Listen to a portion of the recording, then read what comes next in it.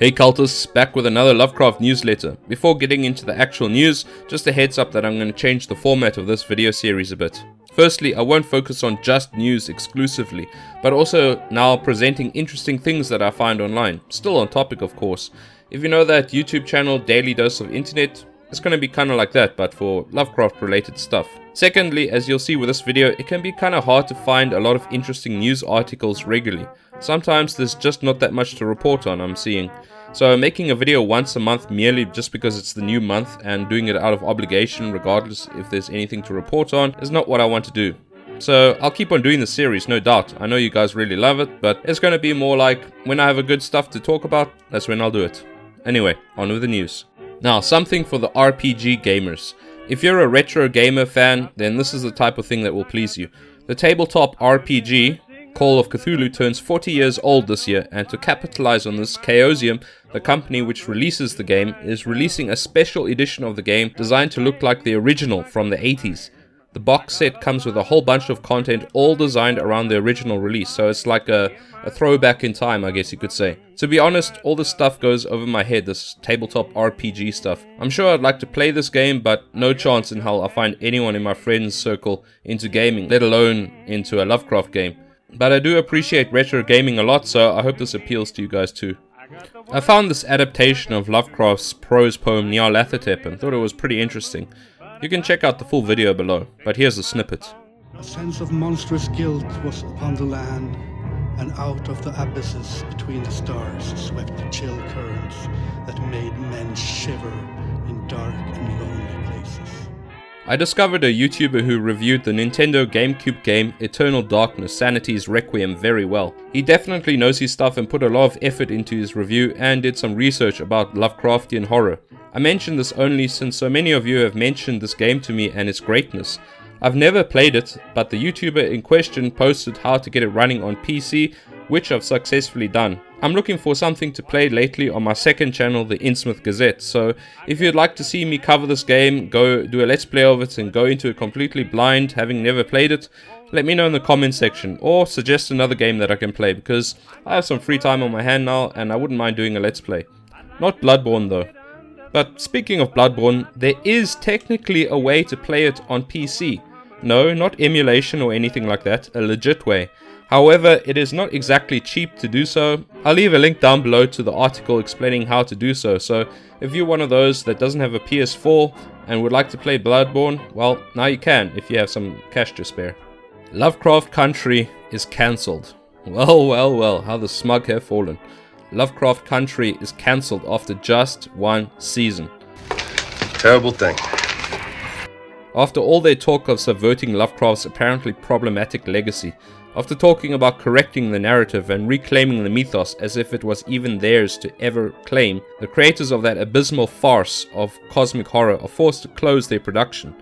HBO reports that the show will not be going beyond season 1 and nothing more is to be expected. This article reads that the debut season of Lovecraft Country ended with major deaths and the supernatural banning of white people from ever using magic again.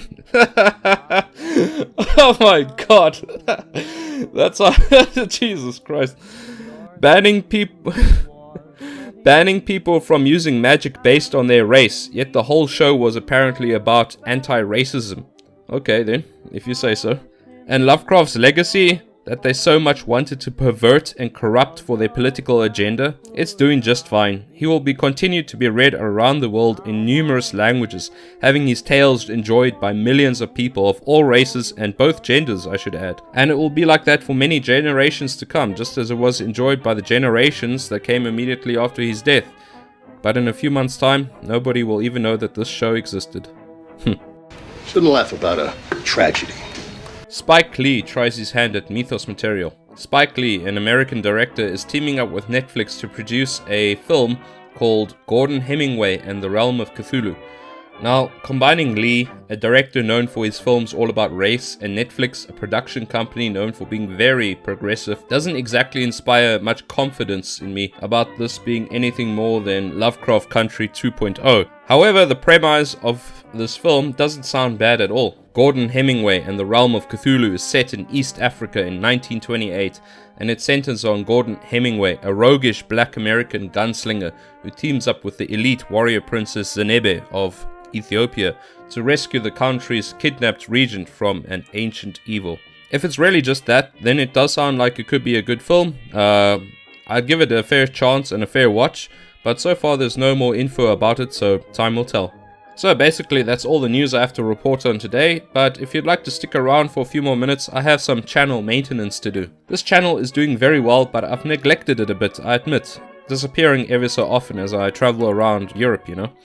Long story short, I've streamlined my life, I've gotten my act together in general, and jettisoned from my life dead-end, time-consuming distractions and things that weren't really going anywhere. I want to focus on the things that are important to me in life, and one of them is Lovecraft, which is very important to me actually in life.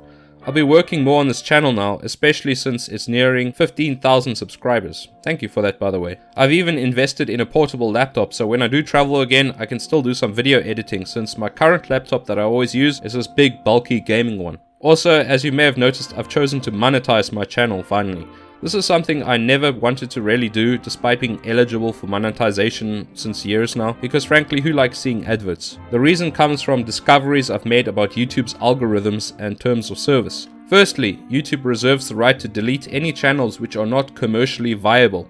So basically, if you are not monetized, that means you. Secondly, YouTube also reserves the right to place ads on channels which are not monetized, but in that case, all ad revenue will go directly to YouTube. So if they're going to place ads anyway, something I've noticed on my channel before, why not monetize and make something on the side at least? Third, I have seen many YouTube channels much bigger than mine getting screwed over by YouTube with things such as this. This comes from Vox's Productions, a YouTube channel that does cinema reviews and things like that. He asked for support after a video of his got banned without reason, I think, and his channel is not monetized at all, and basically YouTube sent him this email telling him that since he's not part of the YouTube partner program, meaning monetized, well, he can go fuck himself. And finally, and this is more my speculation, it seems to me that if I remain unmonetized or demonetized, however you want to call it, it makes more sense for YouTube to show in a search result a monetized video rather than an unmonetized video, and thus earn themselves some money. So if my videos remain unmonetized, demonetized, then I think that it will hurt them in the search results, and I don't want that. So while I'm not doing this YouTube thing to make money or become a full-time YouTuber or anything like that, I do want to see the channel do better and to grow and thrive. Thus, I have to play the YouTube game, it seems. I've monetized everything basically, and I'm looking into activating channel memberships and super chats for when I start doing live streams again. I won't be coercing people to join or such, it's just there so YouTube sees that I'm being a good YouTuber and won't sabotage my channel. If you wish to join and become a channel member or something, great. If not, it makes really no difference as to how I'm going to view people. I'm just glad that you guys are all here and that we have such great interactions all the time. Hell, maybe I'll use the revenue to finally get a PS4 so I can play Bloodborne properly. However, I also just want to say this won't change at all the type of channel content that I'm making. It's still my sense of humor. I don't do any self-censorship or hold back on opinions or any naughty words or anything like that. I'd rather see an occasional video get demonetized rather than compromise myself like that. Furthermore, the Arkham reported Discord is also fixed, I'm very glad to report. Previously I had neglected it as well, and it became a wretched hive of scum and villainy due to a bunch of rotten apples to say the least.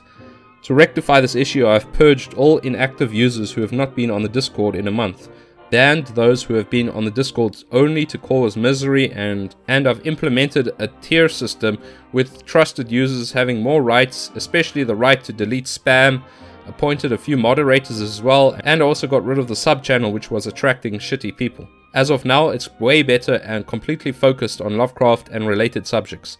The Discord is free to join for all. The link is down below in the description. I'm online much more regularly now, maybe 3 times a week.